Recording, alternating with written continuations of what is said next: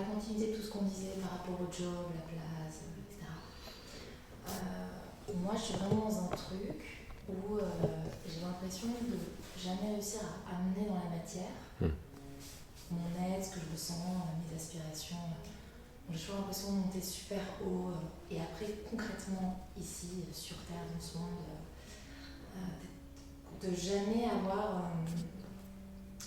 Enfin, par exemple, en gros, j'ai quitté le lycée, j'ai commencé des études de psycho. Bon, au bout de 4 ans, ça m'a fait carrément chier. Ensuite, j'ai passé 2 ans à tâtonner pour savoir ce que je voulais faire, mais comme si rien, absolument rien ne me correspondait. Je me suis dit, t'as quand même un problème, il y a un truc dans ce monde qui te correspond. Et j'ai découvert une formation de psychologie chinoise qui m'a pris 4 ans, qui me passionnait, je me suis éclatée dedans, etc. J'ai fini l'année dernière. Et alors aujourd'hui, ça me... C'est une formation de quoi ? De praticienne en psychologie chinoise. En psychologie chinoise. Ouais, donc en gros, on bosse sur le corps, l'esprit, les liens. D'accord. Sauf qu'à l'heure d'aujourd'hui, ça me paraît complètement archaïque. Pourquoi ? J'arrive plus à m'y relier. J'ai l'impression de bosser sur un terrain hyper petit, fermé. C'est petit. Dans ma manière de le percevoir. Et donc, j'ai plus du tout envie de bosser là-dedans, ni de faire ça. Sauf que maintenant, j'ai 33 ans, donc ça fait 15 ans que je fais des jobs alimentaires, d'hôtesse d'accueil, machin et compagnie, que j'en peux plus, mais à un stade overdose, que j'ai quitté mon taf le mois dernier. Donc là, c'est pareil, en plein néant, plus d'argent, enfin, moi, total. Et pareil, même histoire des jobs alimentaires, je suis arrivée à un stade où il y a un truc en moi qui me dit stop. Sauf que dans cette espèce de grand vide immense qui s'ouvre, je me dis il faut bien que tu fasses quelque chose. Et donc il y a une force qui me pousse avec des aspirations complètement grandissimes, immenses. Comme mais qui sont pas du tout concrètes, quoi. Par exemple ça paraît complètement fou, hein. Mais j'ai l'impression que le seul truc que j'ai envie de faire, c'est de bosser dans des groupes, de faire de la guérison. J'ai envie de bosser avec le corps et plus avec la tête. Et pourquoi est-ce que c'est complètement barré, ça ? Ça me paraît inaccessible. Pourquoi ? Je me dis, t'as quoi comme outil pour faire ça ? Oui, t'as quoi comme outil pour faire ça ? Justement, j'ai l'impression de pas en avoir. Mais tu viens déjà de faire pas mal d'études de chinois, c'est pas mal ça déjà ? Ouais. Enfin, c'est à dépasser, mais c'est un bon socle. Et puis t'as sûrement un appel, tu dois peut-être avoir... bon, apparemment t'as été... tu vois large, etc. Donc si tu vois large, t'as déjà tout ce qu'il faut pour guérir. Guérir, c'est pas... c'est bien d'avoir des mains avec du magnétisme. Mais voir large, c'est la vue large qui va guérir. C'est pas le magnétisme. Le magnétisme, c'est l'esparadrap. C'est sympa, l'esparadrap. Mais ton cœur, s'il t'amène ce désir-là... D'ailleurs, quand tu le dis, il y a un sourire comme ça qui vient. Mon conseil, suis ta joie. Ne cherche même pas à voir qu'est-ce que ça veut dire. Juste fais confiance que ce que veut ton cœur pour toi, qu'est-ce que veut ton cœur ? Ce qui te fait chanter quand y penses. C'est ce que tu m'as dit là. Ah, je vais être dans un groupe et guérir. Dis-toi, t'aimes bien l'enseignement sur les graines ? T'aimes bien les histoires de graines ? Ah, les histoires de graines ? J'essaie de me rappeler ce que c'est les histoires de graines. Les graines, c'est plutôt que de faire un effort, c'est une intention ou une... C'est une idée ou une intention. Ah oui, je plante mon intention. Tu plantes la confiance. Tu plantes la confiance, la certitude. Tu vibres cette joie que tu sens là. Là, on est en pleine loi d'attraction et tout, mais c'est très bien. Quand tu plantes quand tu penses à... Est-ce qu'il y a autre chose que tu voudrais faire qui s'allume en toi ? Tes idées les plus folles, c'est quoi ? Donc la première, c'était être dans un cercle de guérison et guérir, c'est ça ? En fait, non, alors justement, c'est pas... En fait, j'ai des images, des goûts, mais de trucs qui, quelque part... Dis-moi. Il n'y a rien concrètement. Par exemple ? Toutes les idées qui me viennent et ce que je ressens que j'ai envie de faire, c'est de pouvoir aller à droite, à gauche, enfin, comment dire ? Ouais, brasser des groupes, prends. Non, mais ça me fait transpirer. Vas-y. Ça te fait transpirer d'en parler ? Mais ouais, parce que ça me paraît complètement loufoque. Non. Ça te fait transpirer d'en parler parce que la chaleur est en train de guérir parce que tu es en train de vivre là. La crève, le machin, le truc. Transpiration, c'est la santé qui parle. Toujours. Et elle parle maintenant parce que la santé, c'est l'amour, c'est qui t'es, c'est ton vrai désir, c'est un alignement. Et donc, ça fait évacuer toutes les toxines de ton corps en même temps. La guérison, c'est vraiment l'alignement. C'est comme Marianne tout à l'heure, ce que je veux vraiment. Donc, vas-y, lâche-toi. Donc, C'est quoi les idées? Donc en gros, rencontrer différents groupes. Mhm. Je sais pas, j'ai pas d'outils, mais j'ai juste un goût, une image de ce que j'ai envie de faire. Quoi? Juste, être là et pouvoir apporter quelque chose. Mais Comme quoi? j'ai Comme envie quoi? de faire par la parole. Et si tu le faisais, tu le ferais comment?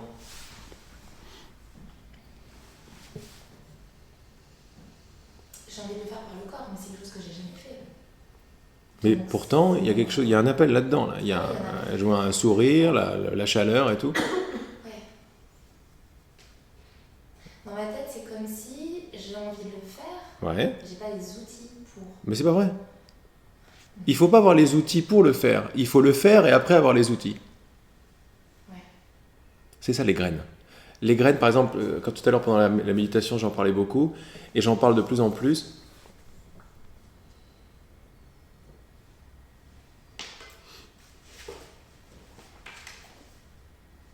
Il ne faut pas comprendre pour accepter et faire. Il faut faire et la compréhension arrive derrière. C'est retourner la pensée du monde. La pensée du monde, il faut, ah oui, mais il faut que je sois sûr pour m'y mettre. Pense différemment, pense, je vais suivre ma joie. Pourquoi? C'est très simple, pourquoi est-ce qu'on suit le monde? Pourquoi est-ce qu'on suit sa joie? Parce qu'on sait que c'est juste, on sait que c'est vrai. Comment est-ce qu'on sait que c'est vrai? Comment je me sens avec? Là, non seulement je souris, mais en plus, il y a de la chaleur et je guéris. C'est-à-dire que ça vient de ton être profond, qui est joie. Autrement, tu ne serais pas là. Tu vois bien que le chemin de découverte de soi, c'est pas un chemin où je vais me flageller, quoi. Il y a forcément une idée où il y a un bonheur à la clé. Je sais très bien qu'il y a l'amour qui est là. Je sais très bien qu'il y a une rivière qui est là. Il y a quelque chose qui est là. La façon qu'a cette chose de communiquer avec nous qui nous trouvons apparemment en surface, mais en fait, c'est comme s'il y avait deux, mais il n'y a pas. Mais c'est pas grave. Nous, on est apparemment en surface, on essaie de faire au mieux. On est guidé tout le temps par cette rivière. Comment? On n'est pas guidé par des idées qui sentent l'effort et la flagellation. Ça ne vient pas de cette source-là. Ce qui vient de cette source-là, c'est le naturel, le joyeux, ce qui me fait sourire.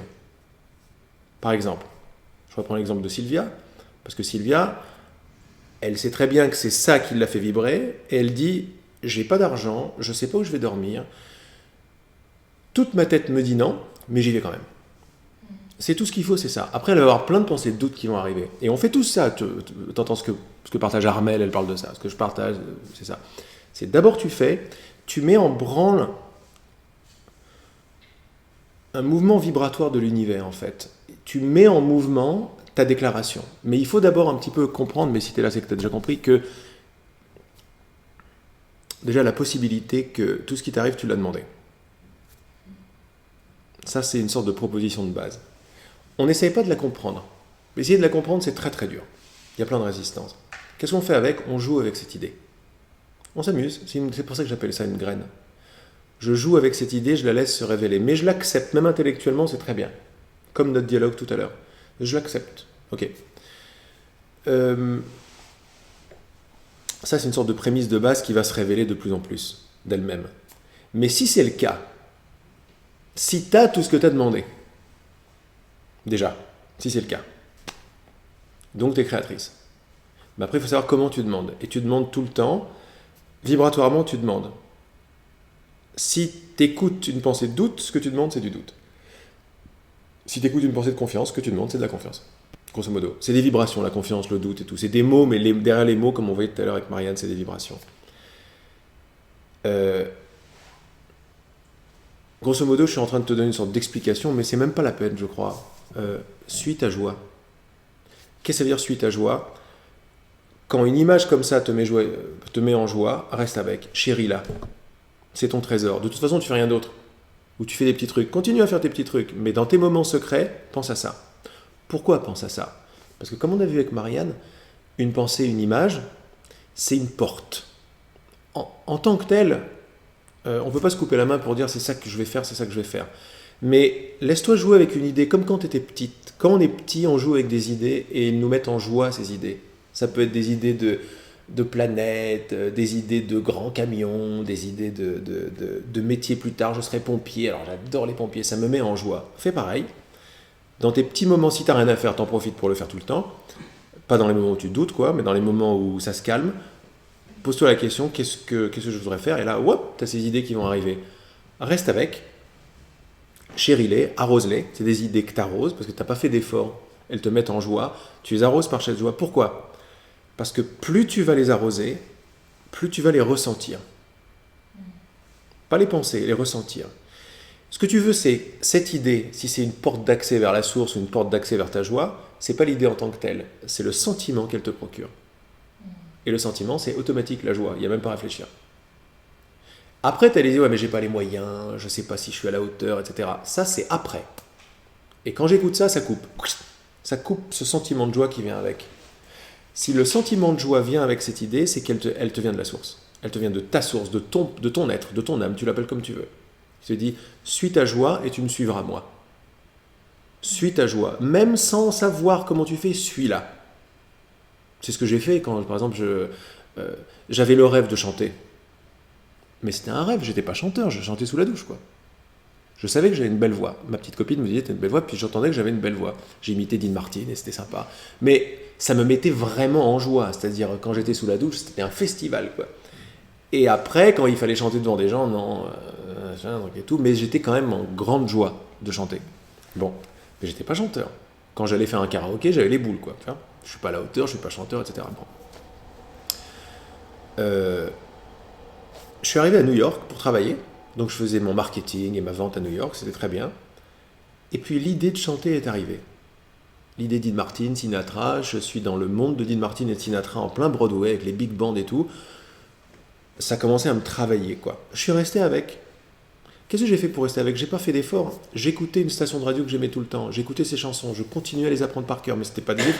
C'était même pas un effort. Les gens se demandaient, mais comment est-ce que tu connais autant de chansons par cœur? Je sais pas. J'ai jamais écrit une chanson pour la connaître par cœur. Je l'aime tellement que ça descend automatiquement. Je m'en rappelle par cœur. Et là, maintenant, ça fait longtemps que je l'ai plus fait, mais je dois connaître peut-être 700 chansons par cœur du répertoire de Sinatra et de Dean Martin, et de Nat King Cole et des autres, et d'Ella Fitzgerald. Parce que je les ai écoutés avec ma passion. Donc c'était pas un effort. Pourtant, si on m'avait dit, alors tu vas te rappeler de tout ça, il faut que tu travailles, je fais non, laisse tomber. J'ai pas travaillé ça. C'est une aptitude de ma passion, et c'est naturel. Alors, donc, je chérissais, c'était inconscient ce que je faisais, parce que je savais pas que j'allais faire ça, mais je continuais à chérir ce truc. J'aimais beaucoup, j'avais mon occupation toute la journée, je faisais mon truc alimentaire, dans lequel je trouvais des moments de m'éclater de toute façon. Quand ça me gonflait beaucoup trop, je faisais genre je travaillais, mais je rentrais à la maison, ou j'allais boire des verres, ou je sais pas quoi, et je me démerdais tout le temps, mais j'avais quand même le sourire. Et le gros de mes sourires, c'était, je rentrais dans ma voiture, et je mettais mes petites cassettes de trucs, une station de radio, et j'écoutais. Et l'idée est venue avant de rentrer de New York, je fais, mais et pourquoi j'essaierais pas de chanter? Alors les premières pensées, c'est, mais attends, mais tu déconnes totalement, pauvre vieux, quoi. T'as aucune capacité. J'ai jamais pris de cours de chant, j'aime bien, mais attends, mais je suis à New York, il y a des chanteurs professionnels ici. Pour qui tu te prends, Laurent? Mais j'étais là, il y avait quand même de la grande joie quand je pensais à ce truc-là, quoi. De la grande joie. Malgré vents et marées, j'étais là, ah, cool, putain, yes, c'est Dean Martin, je vais me la raconter sur scène. Tu sais quoi? Je me suis donné la permission de m'intéresser à l'idée, et après, pour faire un truc qui sort pas trop des cadres, je vais dire, bon, alors attends, de façon rationnelle, j'avais tellement envie que je vais faire une soirée. C'est bon ça, je vais organiser une soirée, je vais payer la salle, je vais payer 4-5 musiciens, je vais répéter 5-6 chansons de tout ce répertoire que je connais, des chansons que j'adore, on va les répéter. Je ne savais même pas ce que c'était un musicien, quoi. Je ne savais pas, donc j'étais vraiment pas chanteur. Hein. Enfin, pas musicien en tout cas. Et j'ai eu cette idée. Et je dis, bah écoute, ça c'est possible au moins. Je dis, écoute, ça mange pas de pain. Puis je commençais à me donner des idées sympas, du style des excuses, du style, je suis à New York, quand j'aurai des enfants et des petits-enfants, je pourrais leur raconter que j'étais à New York, j'ai chanté, ça sera génial, quoi. Tu vois, des petites excuses qui vont me donner la permission. C'est de me donner la permission c'est tout. Et j'en ai trouvé une, parce que la non-permission est mentale. Donc la permission est mentale aussi. Trouve-toi des raisons, trouve-toi des excuses sympas. Là, je te donne juste un exemple. Comme ça, je te parle d'expérience.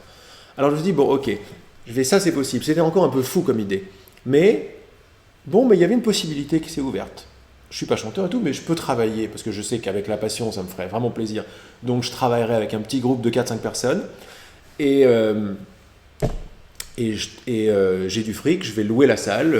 Il y a 2 salles d'enfer, le Super Club, le Rainbow Room à New York. Putain, c'est le truc. Alors je mets ça sur ma carte de visite et j'ai chanté au Super Club. Et un soir pour mes amis. J'avais plein d'amis et je dis bon ben voilà. Alors je continuais mon boulot et ça y est, je commençais à m'intéresser à ça le soir. Je sais pas comment ça s'est passé d'ailleurs, mais pour te dire comment ça marche vibratoirement en fait. J'ai rencontré des gens. Oui, j'ai commencé à me donner les moyens. Je me suis senti d'aller traîner à Harlem, voir des gens chanter. Mais je savais même pas, j'allais même pas voir des gens chanter quand j'étais là-bas. J'étais dans mes rêves. Donc c'est pour ça que je me disais, Laurent, calme-toi, quoi. T'as aucun. Comme toi avec les massages et les trucs. Enfin, pas les massages, mais les guérisons, les groupes de guérison. J'étais loin de ça, quoi. Mais j'étais là, waouh, ça me mettait en joie. C'est pour ça que cette mémoire arrive, parce que je vois la même joie en toi. Alors, qu'est-ce que j'ai fait ? J'ai commencé à suivre cet élan, quoi. Je vais rentrer dans 4-5 mois à Paris, j'ai un super job à Paris. En plus, j'ai un super job, numéro 2 des comptes clés, j'avais une petite copine avec qui j'étais pendant 6 ans, le truc était réglé comme du papier à musique, c'est le cas de le dire. Mais là, il y avait un grain de sable dans le moteur. Et je l'ai suivi. Mais j'ai pas fait d'effort pour le suivre. Je continuais à écouter ma radio et mes trucs de Sinatra, et là, il y avait une radio dont j'étais amoureux, qui s'appelait WQW, où il sortait que les standards. Et il y avait un mec qui présentait spécialement 1 heure de Sinatra par jour. Et le mec, c'était un passionné, c'est le maître S. Sinatra. Le mec, il n'en peut plus pour Sinatra. Mais tu sens une passion. Et je buvais ses paroles comme ça. J'étais j'en pouvais plus pour lui. En plus, je l'ai rencontré un jour. Il était à New York. Enfin bref. J'étais à fond dedans. Passion, appelle la passion. Je vais dans un piano-bar en haut, la 98e rue, en plein Harlem. Et il y a une chanteuse qui chante des standards. Puis je dis, tiens, je connais, tu vois. Je dis, mais c'est possible en fait. Parce que, bon, je ne me voyais pas chanter sur scène, mais je voyais une fille chanter. Elle chantait super bien, elle était belle, elle ressemblait à Donna Summer et tout. Et elle chantait les standards d'Ella Fitzgerald. Et moi, je le connaissais. Et à un certain moment, je ne sais pas si c'est cette première fois ou la deuxième fois, genre, j'ai fait un petit bœuf avec elle. Enfin, j'ai pris le micro, j'ai osé. Mais j'aurais pas osé si j'avais réfléchi le truc. Je dis, écoute, vas-y, t'es à New York, lâche-toi, quoi. Va sur scène, t'as rien à foutre de faire un bide. J'ai tellement peur de faire un bide. J'y suis allé quand même. J'ai chanté 2-3 trucs, on a sympathisé. Et derrière elle, il y avait... est-ce qu'il était batteur ? Oui, il y avait un batteur. Et c'était des noirs américains à fond dans Harlem et tout, tu vois. Et moi, j'étais là, le petit Frenchie, white boy et tout. Et il y a un petit batteur avec la moustache, bonne gueule et tout. Et on fait pote après, quoi. On fait salut man, salut, on a commencé à échanger et tout. Je m'aperçois que il adore les standards, c'est un puriste, il voit la musique comme je la voyais, il adore la façon de jouer à l'époque. On a sympathisé, j'ai commencé à les fréquenter, à boire des verres avec eux le soir et tout. Et à essayer de chanter un petit peu.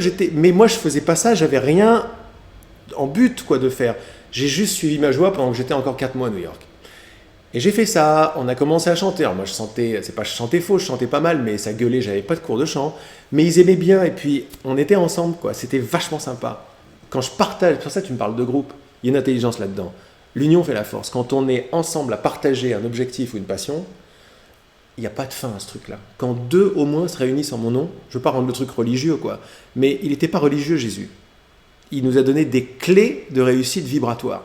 Parce qu'il a compris que l'univers répondait comme ça à toutes ses demandes. Mais il fallait savoir d'où on se place pour ça. Alors, j'ai continué.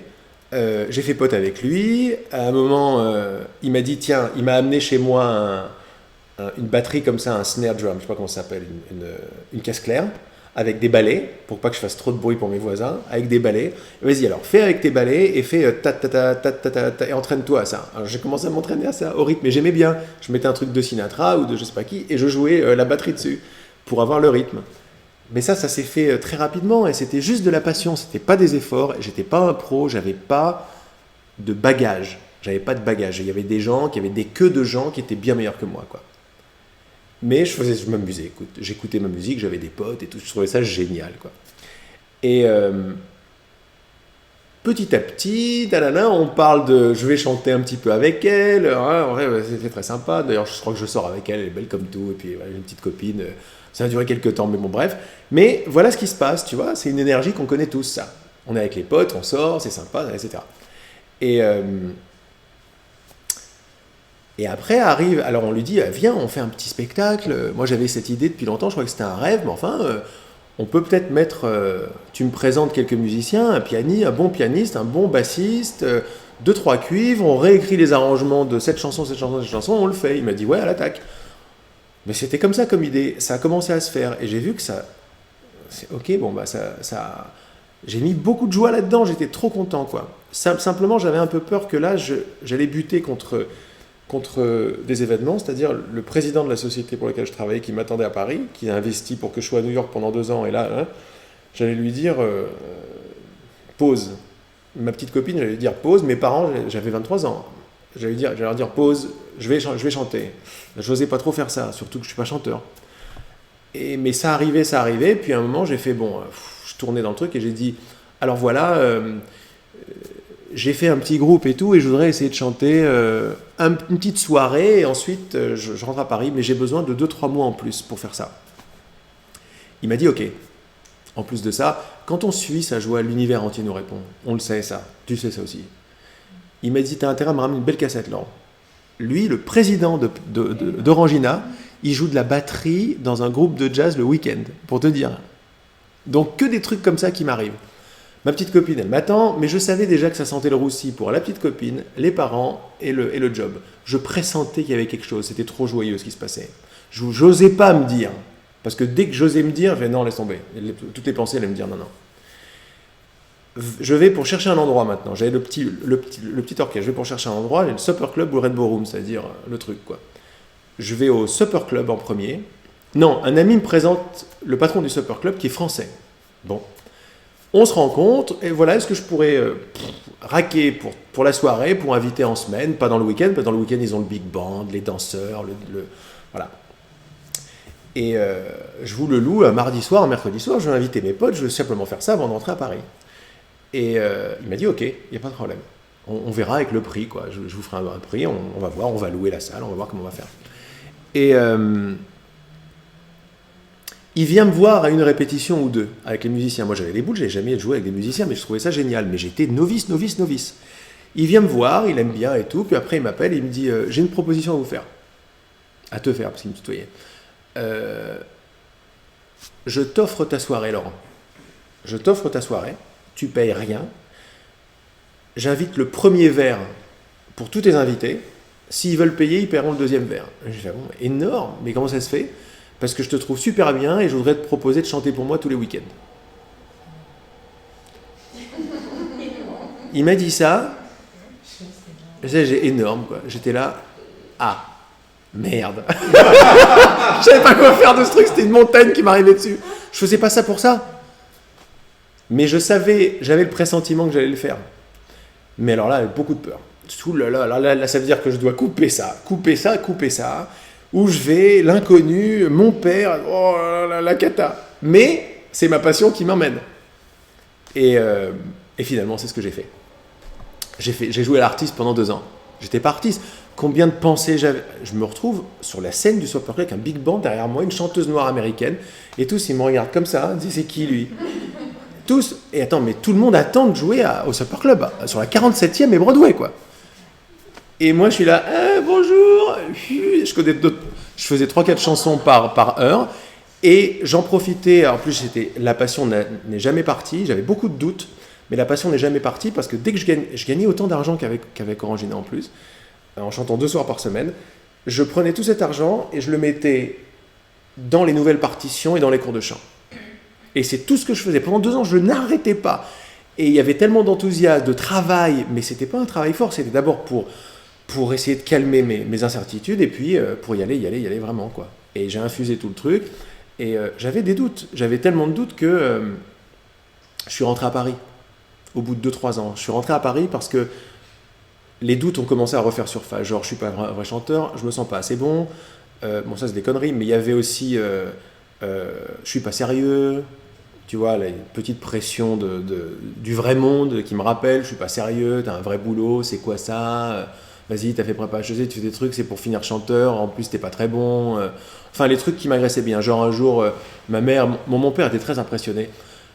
Ma mère, elle dit pas grand-chose, mais elle était contente quand même, quoi. J'étais au Supper Club. Mais bon, ça lui fait pas grand-chose de ça, quand même. Et un jour, je vais en vacances avec elle, alors j'étais comme un fou, j'étais tout content, je chante et tout.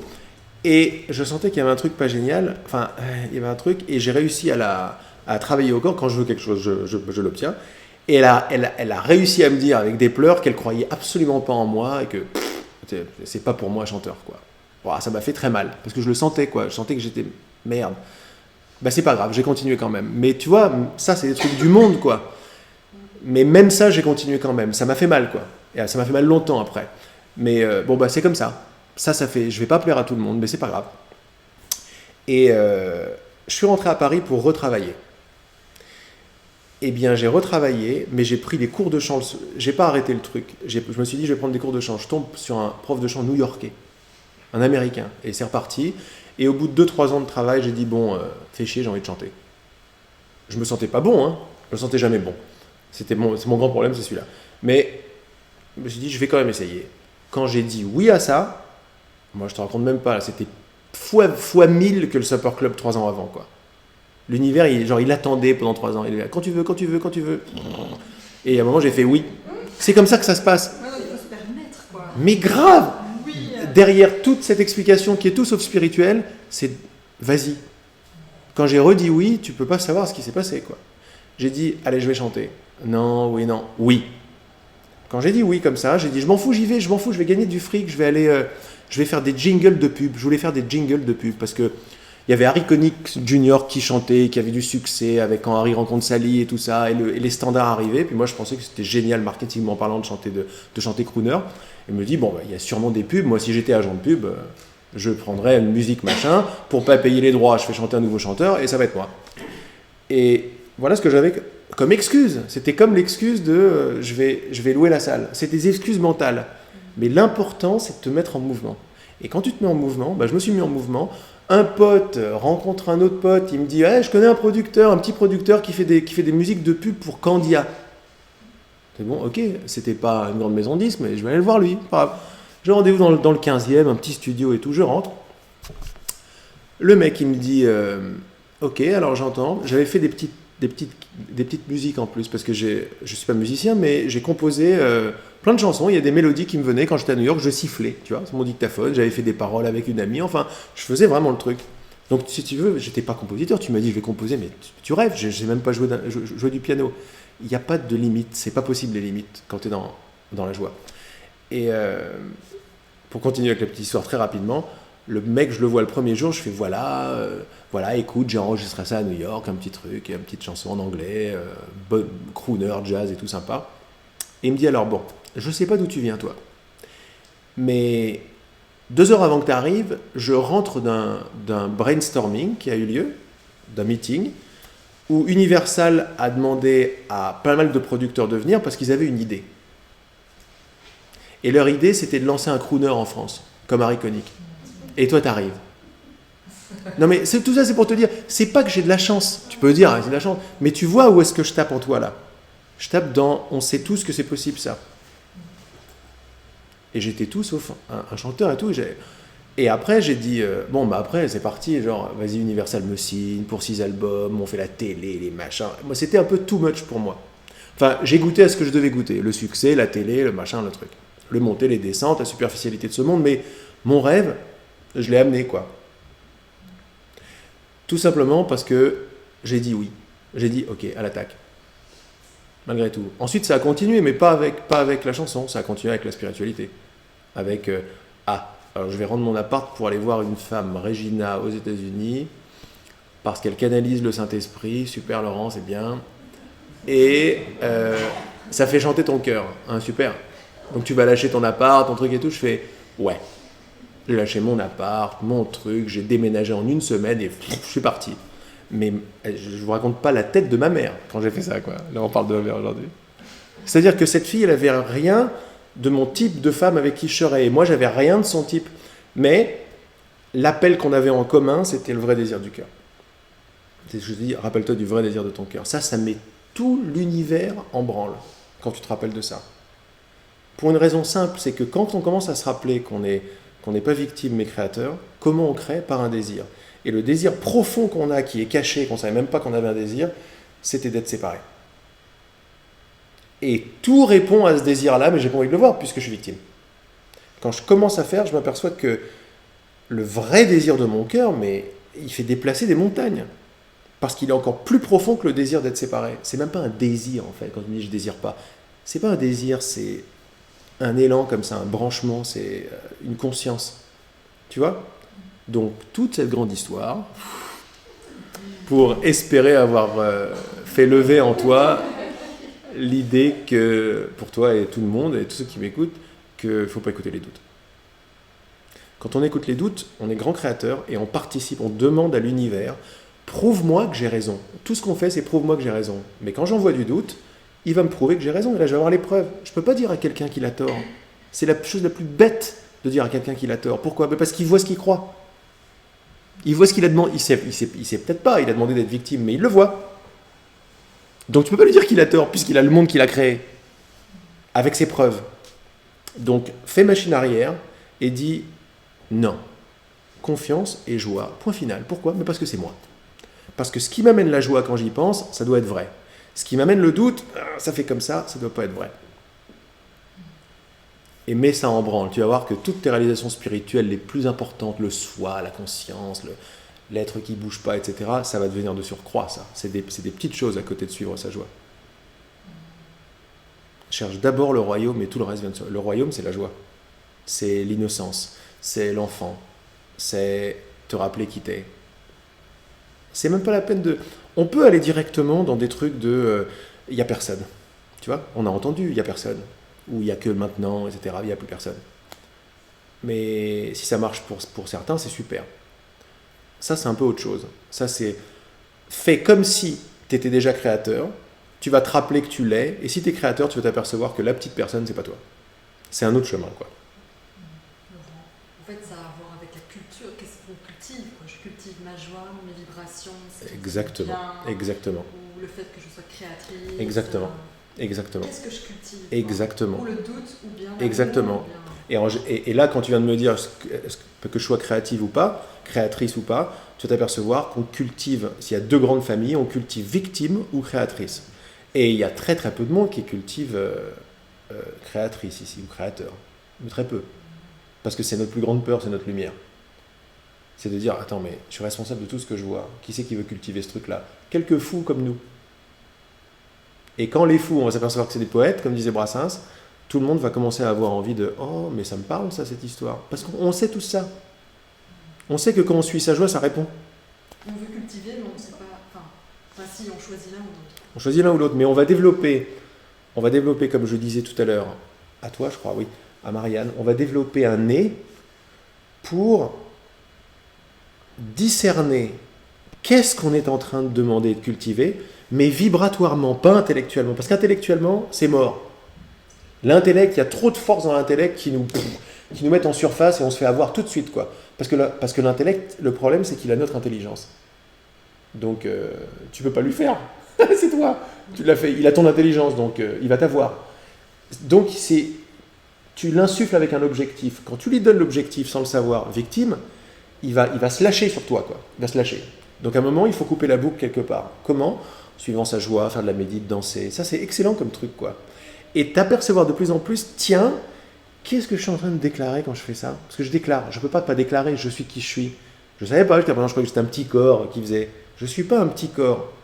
Je suis le créateur de l'expérience d'avoir un corps. Et c'est très différent. Et j'ai décidé d'oublier ça. Et maintenant, je me retrouve un petit corps. Donc, je reviens en arrière. Et après, avec le nez, je dis, qu'est-ce que je suis en train de déclarer ? Du doute ou de la certitude ? Est-ce que ça me parle de qui je suis vraiment ou est-ce que ça me parle de la séparation ?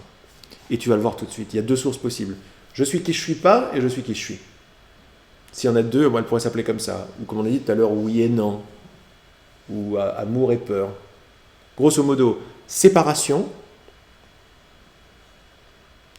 ou non-séparation. Unité. Tout. Et c'est pas la peine de se la jouer Bouddha tout de suite. On commence là où on est. On commence avec il y a un truc qui me met en joie, je vais le cultiver. Je ne sais pas où ça va m'amener. Il n'y a rien sur aucun papier, il y a marqué où est-ce que je vais aller, que je devrais pas. En fait, si j'écoute tous les papiers, ils vont tous me dire non, t'es folle, le fais pas. Mais moi je te dis non, fais-le grave. Fais-le quoi ? C'est pas difficile, t'arroses avec ta passion. Il suffit juste de voir ta joie quand tu m'en as parlé. Pareil avec la rivière.